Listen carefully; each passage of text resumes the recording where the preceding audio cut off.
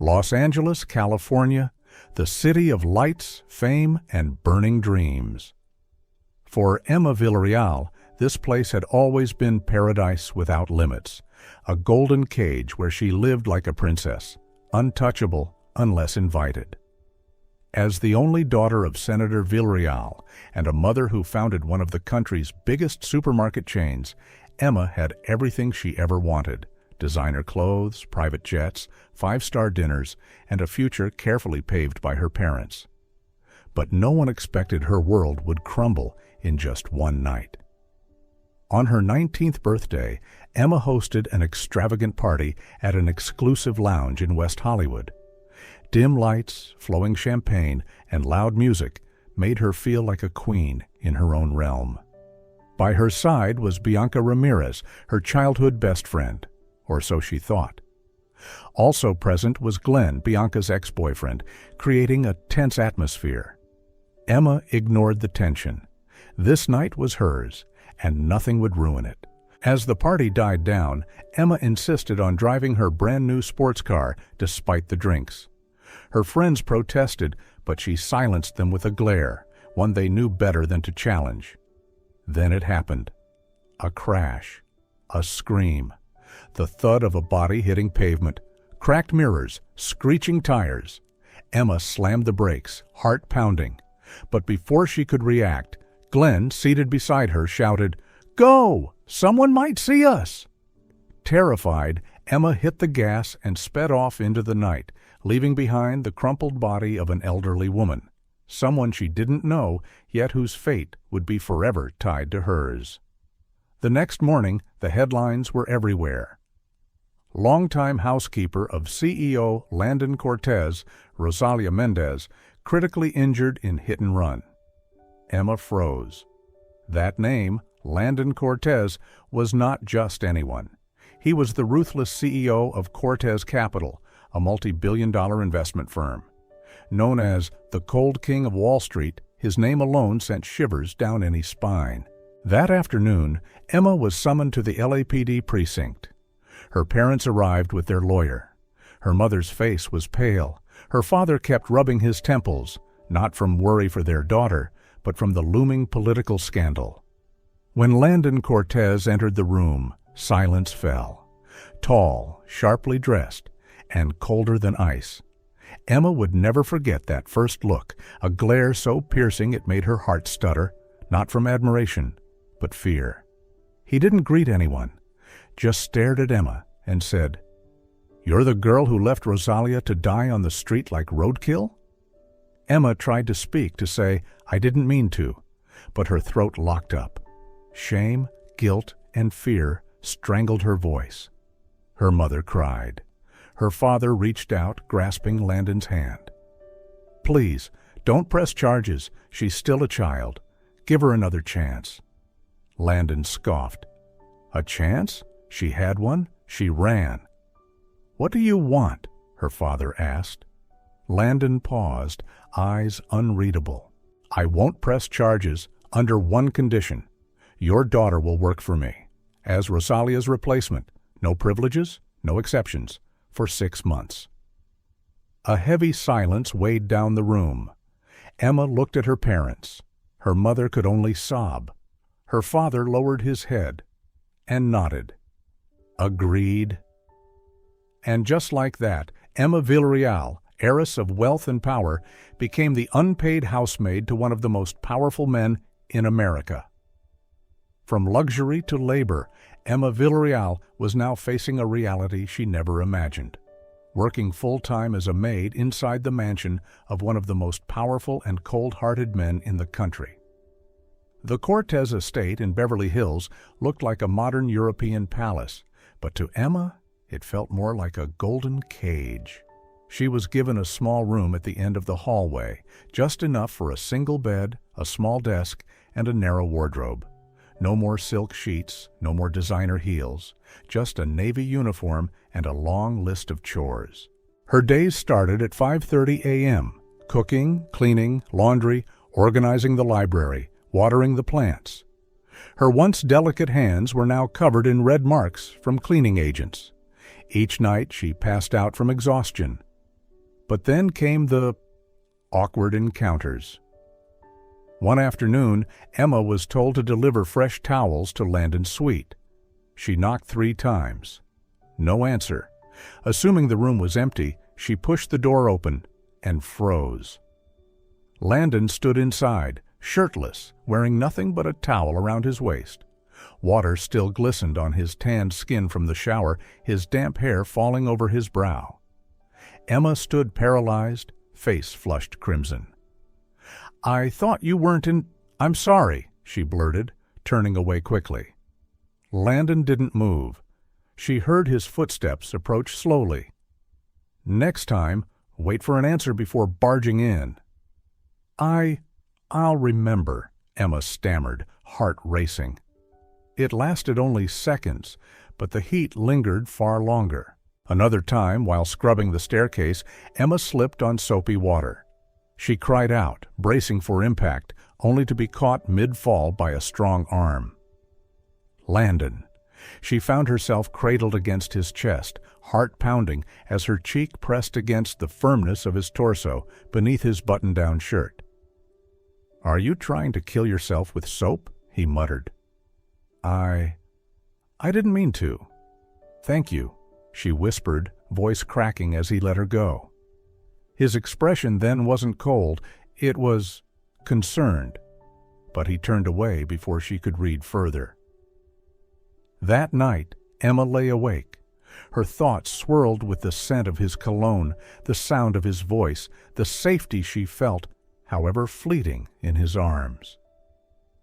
She didn't understand her emotions anymore. She was supposed to hate him, fear him. Yet her heart raced when she heard his footsteps. She found herself noting what time he came home, what shirt he wore, and whether he was alone. As for Landon, though his exterior remained controlled, his behavior had started to shift. He no longer barked orders, he asked. Sometimes he'd say, "Have you eaten?" or "Your hands? Are those blisters?" But he always turned away before she could answer. Aunt Rosa noticed too. One day, as Emma wrapped her burnt hand, she smirked and said, "Be careful. The man who hates being disturbed seems to be disturbed only by you." Emma blushed and said nothing. The line between master and maid was blurring, but both of them were pretending not to see it. Emma told herself it was just survival. Landon, meanwhile, avoided her more and more, locking himself in his office, flying out on business whenever emotions threatened to rise. But the truth was clear. They were both afraid to cross a line, afraid of what they were feeling, and most of all, afraid that once it was real, there'd be no going back. The second month at the Cortez mansion passed like a slow-motion reel. Emma had adjusted to her routine, to the rules of the house, and to the presence of the man she still didn't fully understand. Though Landon kept his distance, Emma couldn't deny that their brief encounters were changing her, from annoyance to curiosity to something she couldn't name. One rainy night, lightning struck the mansion's power line, cutting off all electricity. The entire house plunged into darkness. Emma, terrified of the dark since childhood, fumbled through the kitchen for candles. Just as she lit one, she jumped. "Landon." "You okay?" he asked, voice softer than usual. "I don't like the dark," Emma confessed, trying to sound calm. He stepped closer, took the candle from her hand, lit another, and said, "Come with me." They walked down the hallway, guided only by flickering candlelight and the rhythm of rain against the windows. In the library, he pulled out a flashlight and placed it on the table. Then, unexpectedly, he asked, "Do you dream about that night, the accident?" Emma froze. She had never expected Landon to ask, let alone care. "Sometimes, but I always wake up before I see her face." A silence settled. "I lost my mother in a car crash," Landon said quietly, not having a chance to say goodbye. "It never leaves you." Emma looked at him. In the dim light, his face had softened. He no longer looked like the CEO from hell.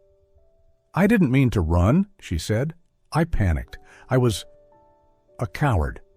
Somehow, saying it felt easier than she imagined. He didn't respond. He just sat down, motioned for her to sit across. They sat in silence, listening to the storm. Then he asked, "Before all of this, did you ever do anything for yourself? Not for your parents or your friends?" Emma blinked. She had never thought about that. Her life had always been scripted. "No," she whispered. The tension began to dissolve. They were no longer adversaries, just two broken people trying to make sense of themselves. A flash of lightning lit up the room, and Emma flinched, almost falling off her chair. Landon reached forward, catching her by the shoulders. Their eyes met. No fear, no anger, just one thing, desire, restrained for far too long. And then they kissed. It wasn't perfect, it wasn't sweet, but it was real, raw, aching, human. They lost themselves in the storm, forgetting the world outside. The next morning, she woke early. She made fresh soup, fluffed his pillows, then quietly stepped out to let him rest. Her heart felt light. She didn't need promises, just the warmth from the night before. But downstairs, Landon was already in the dining room, dressed in a sharp suit, phone in hand. His face was no longer sick, but something else, cold, angry. "You're feeling better?" she asked. He didn't reply right away. His eyes were ice. "Do you have something to tell me?" Emma blinked.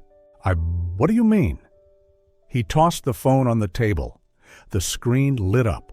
A photo of Emma and Glenn Alvarez, hugging, their faces close. The angle made it look like a kiss. Her stomach dropped. "This photo is what? Fake or real?" he cut in. "It's not what it looks like. Glenn is just a friend. I ran into him at a bookstore. That hug was just... hello." "And I'm supposed to believe that after last night?" Landon's voice dripped with scorn. "Landon, I would never..." "Enough," he snapped. "I let emotion cloud my judgment. That was my mistake." Emma's heart shattered. The man from last night, the man who held her, was gone.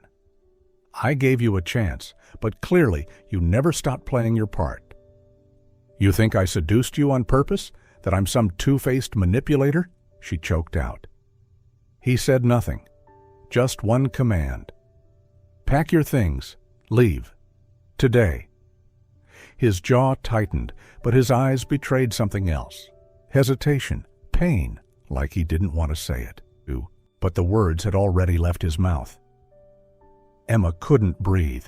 She wanted to scream, rip the photo apart in front of him, but the look in his eyes, cold yet breaking inside, left no room for protest. She walked upstairs and quietly began packing. When she passed the library, she paused. The chair where they once talked laughed. Gone. Or worse, meaningless.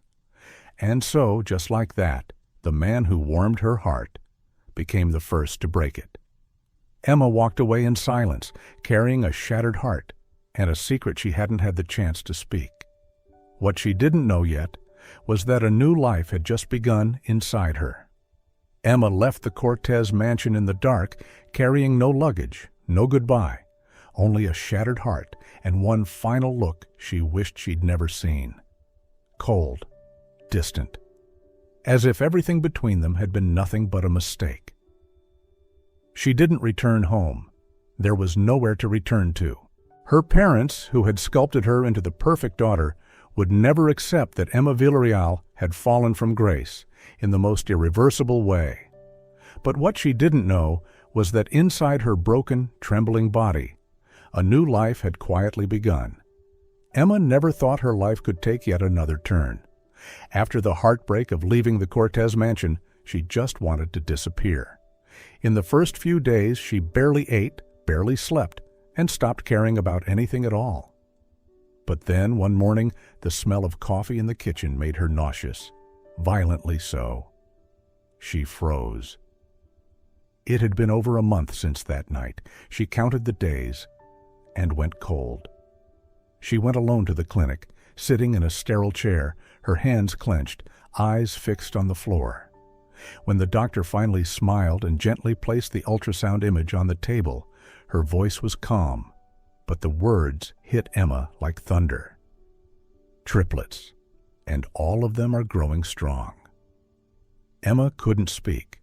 She didn't cry. She didn't smile. It was as if every emotion inside her collided all at once: fear, awe, disbelief. And somewhere in the middle of all that chaos, a flicker of love, unexpected but fierce, breaking her down and building her up again in the same moment. 3 lives, 3 heartbeats, 3 reasons to move forward, even alone. There was no one by her side, no one to ask, "What now?" But in that silence, Emma made a choice. She would keep the babies, not out of obligation, not out of fear, but because somehow they felt like the last beautiful thing she had left. Emma moved to New York, where her mother's sister, Aunt Rosa, took her in. A quiet, grounded woman who had once raised a child on her own and knew the landscape of loneliness well. In their small Brooklyn apartment, Emma started over. By day, she worked at a nearby diner. By night, she studied fashion design online. It had once been a hobby. Now it became a lifeline. She taught herself to sew, to sketch, to piece together broken things, including herself. As her belly grew, the days became heavier, the nights longer. Some shifts ended in collapse, others in quiet tears behind closed doors. On prenatal checkup days, she watched couples holding hands in the waiting room and felt a dull ache in her chest. But she never let it linger. She had made her choice, and she never regretted it. When labor came earlier than expected, Emma barely had time to panic. She grabbed a nurse's hand and whispered, "Just save my babies." As the pain took over, she gritted her teeth, but a darker fear crept in. What if they didn't make it? What if she failed again? Alone in that sterile room, she whispered a prayer she hadn't said in years. The delivery was long and agonizing, but when the cries echoed, one, then another, then one more, her tears finally fell, not from pain, from joy. Lucas, Leah, Leo, names she'd whispered in the dark months ago. Now real, fragile, red-faced, trembling, but alive.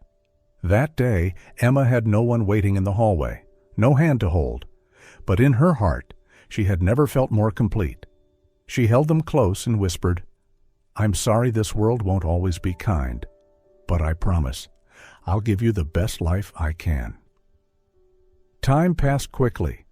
5 years slipped by like a breath. Emma was no longer the lost girl. She had become one of New York's rising fashion talents, known for her clean, emotional designs that carried stories in every seam. She ran a small studio in Brooklyn where single mothers worked side by side. They shared more than work. They shared survival, healing, hope. She didn't need a spotlight. All she needed was Lucas tumbling through the kitchen, Leah whispering secrets into her ear, and Leo getting into mischief that made her laugh, even when exhausted. They were her everything, her world, her why. Every night, as she tucked them into bed, she told them stories, and always ended with, "I chose you, and I'd choose you again." Every time. One evening, after putting them to sleep, an email arrived from her mother. Just one line. "Your father wants to meet the children. We were wrong, not to be there when you needed us." Emma read it twice, then again. She didn't know whether to cry or sit still, but as she looked at her sleeping children, she knew. They deserved to know where they came from. So Emma booked a flight back to Los Angeles for the first time in 5 years. She wasn't the girl who had walked away in the rain. She was a mother, a creator, a woman who had rewritten her story with bare hands and sleepless nights. She didn't know what waited for her, but this time she wasn't afraid. Emma had barely stepped out of LAX when her instincts flared. Something felt wrong. Her children were giggling beside her, dragging their tiny suitcases, their eyes wide with wonder. But Emma? She felt watched. She didn't have to wait long. 3 men in black suits approached her with quiet urgency. One showed her an ID. "Miss Villareal, please come with us. Someone has requested to see you. Immediately." Emma stiffened. "Who are you? I'm with my children." "We won't harm anyone," the eldest man said calmly. "Your children will be safe, but you have no choice." Her arms moved instinctively, pulling her kids close, creating a fragile wall of protection. But something in the man's eyes wasn't threatening. It was serious, inevitable. Emma knew something big was coming. The mansion in Beverly Hills loomed large, cold, and commanding. It wasn't the old Cortez estate, but it carried the same air of wealth and detachment. When the front door opened, Emma's heart skipped a beat. Landon Cortez stood there. He said nothing at first, just looked at her, then at the children. Lucas, Leah, Leo. In that silence, Emma watched his expression shift, from confusion to shock, and then to something deeper. Recognition. He stepped forward slowly. "They're mine?" he asked, voice cracking. Emma said nothing, but her silence was answer enough. Landon stumbled back, pressing a hand to his forehead. "You were going to keep them from me forever?" he breathed. 5 years. 5 years I missed. How could you do that?" Emma's eyes sharpened. No tears, just steel. "I didn't take anything from you. You gave it up. You left. You threw me out," she snapped. "You believed a photo over my words. You didn't let me speak. You called me a liar. And you closed the door on me." Silence fell like a blade. The children, sensing tension, held onto her skirt. She gently ushered them to another room, not wanting them to witness what came next. When she turned back to Landon, her voice dropped, quiet but cutting. "I went to every checkup alone. I gave birth alone. I held 3 newborns with no one beside me. I wanted to call you. God, I did. But every time I remembered how it felt, being discarded like trash." Landon's hands trembled. His voice barely came out. "I was wrong. I didn't know." Emma let out a short, bitter laugh. "Is that all? You were wrong? You think that's enough? You think I'll just fall back into your arms and thank you for showing up?" "No," he said. "I don't expect forgiveness. I want to be a father. If nothing else, let me try to make that right." Emma stared at him for a long moment. "Then you start there, with them, not with me. I understand. And don't expect trust," she added. "You'll have to earn it, with every day, every choice, not once, not in words, but in showing up, always." Landon nodded, quiet, humbled. Emma turned away. "I don't need a man who shows up out of guilt. I need a father who knows what he missed and has the courage to fix it, step by step." And just like that, she ended it. No tears, no trembling. Just Emma, a mother, a survivor. No longer the abandoned girl he once left behind. After the heated confrontation, Emma thought she'd already felt the worst kind of pain. But she was wrong. The real wound was yet to come. That evening, at Landon's request, her father, Alberto Villareal, came to the mansion. Emma didn't know why. She sat quietly in the library, gripping a cold cup of tea, her posture rigid, eyes wary. When Alberto entered, he looked older, tired. Not like the powerful man she grew up fearing, but someone carrying a weight he'd hidden for too long. After a long silence, he finally spoke. "Emma, there's something I should have told you years ago, but I didn't, and I regret it every day." He glanced at Landon, then back at her. "It was me. I told Landon to leave you." The words hit her like a punch. She blinked. "What?" I saw you two getting close, and after the accident scandal, I feared what it would do to our name. I confronted him. I told him if he truly cared about you, he'd walk away, or I'd ruin your future." Emma froze. Her heart dropped. She turned to Landon, hoping for denial, but he only nodded. "I thought it was the right thing," he said softly. "I thought I was protecting you, but I never realized leaving would hurt you more." Emma stood up. Her hands shook, but she didn't cry. Her voice was sharp, her eyes blazing. "So both of you thought I couldn't make my own decisions?" She looked at her father, her voice rising.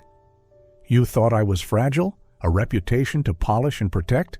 You never saw me as a person, just a daughter to manage." Then she turned to Landon. "And you? Why didn't you tell me? Even once?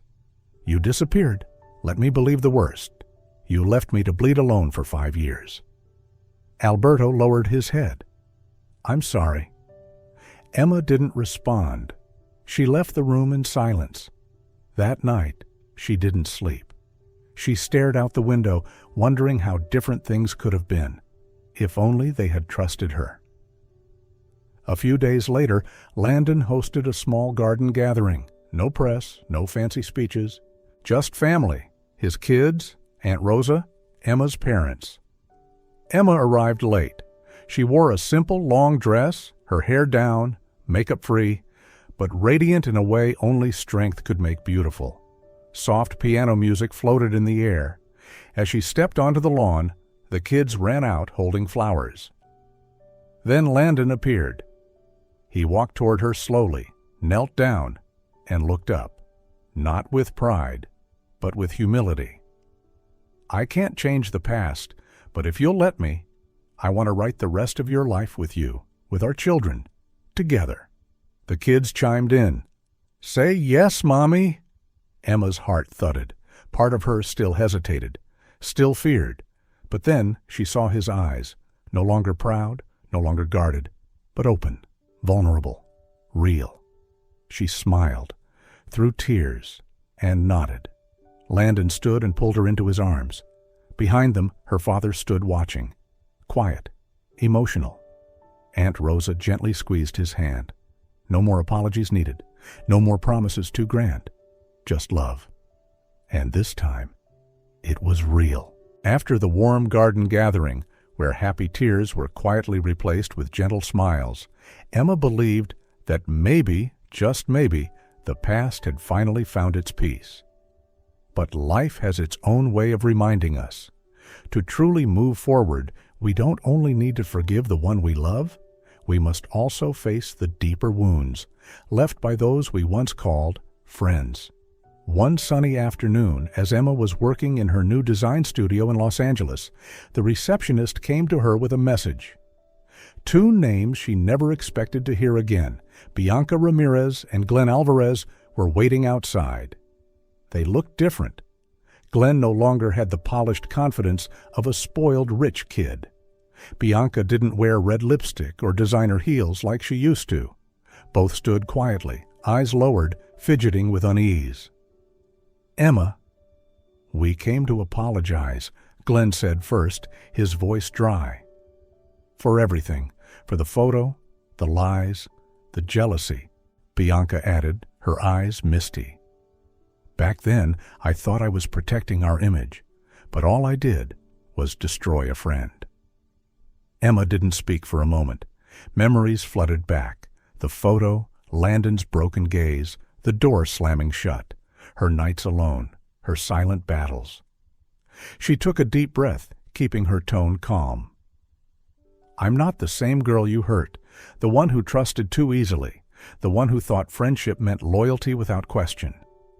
Glenn looked down. Bianca wiped away tears. "I don't hate you," Emma continued. "I lived through the pain, and it shaped me, but I won't ever forget." A silence settled over the room until a familiar voice broke it. Landon walked in. "They've paid their price," he said. "I didn't tell you, but when I found out the truth, I used my stake in their companies. I pushed their families into bankruptcy. No one would hire them, so I brought them to my ranch in Arizona. They've worked manual labor there for 2 years, not for revenge, but to teach them what trust costs. Emma turned to him, surprised. She had no idea he'd done this, but he didn't say it with pride. He didn't expect praise. That's what struck her. She nodded gently. Thank you for standing up for me, but revenge doesn't bring peace. Forgiveness does. She looked back at Bianca and Glenn, this time with no bitterness, no fire, just calm strength. I forgive you, but I don't forget. I hope you truly want to change and find something better. Both nodded, eyes filled with quiet remorse, and left in silence. Emma stood in the middle of her bright, airy studio, the very place where she once stitched her first seams with trembling hands. She had once been broken, but now she held the thread to everything in her life. She knew now. Every scar had built the woman she'd become. Forgiveness didn't erase the pain, but it allowed Emma to move forward, no longer chained to the past. And once all the wounds had been faced, all the truths laid bare, love, this time, was free to bloom in peace. Their wedding wasn't just an event. It was the well-earned ending to a journey of tears, sacrifice, and becoming. That afternoon, the luxurious Beverly Hills estate was bathed in golden light. White petals floated on the breeze, laughter echoed through the garden, and everything felt like a dream come true. Emma stood in front of the mirror, wearing the wedding gown she had designed herself, stitched together during sleepless nights. It wasn't made to impress. It was made to tell her story, one of heartbreak, betrayal, loneliness, and finally, love. Outside, Landon was awkwardly adjusting the tiny bow ties on Lucas, Leah, and Leo. They giggled at their father's clumsiness, full of joy to see him like this. Ordinary, warm, present. Landon looked up at the house where everything had begun, and where all the hurt had finally ended. Today, he wasn't a tycoon. He was just a man, lucky enough to be given a second chance. When Emma stepped out, the crowd fell silent. Not because of her beauty, but because of the calm grace she carried. She radiated peace, a woman who had forgiven, loved, and chosen to move forward. The wedding was held in the backyard, under the same arch where Landon had proposed. Beneath the white blooms, in soft music, they exchanged vows, not promises of perfection, but a quiet commitment to show up every day for each other. The children served as the tiniest ring-bearers and flower girl, clapping wildly when their parents kissed, faces lit up like they'd just witnessed a miracle. And to Emma, it was one, a miracle she never dared to dream, a family, whole, healing, hers.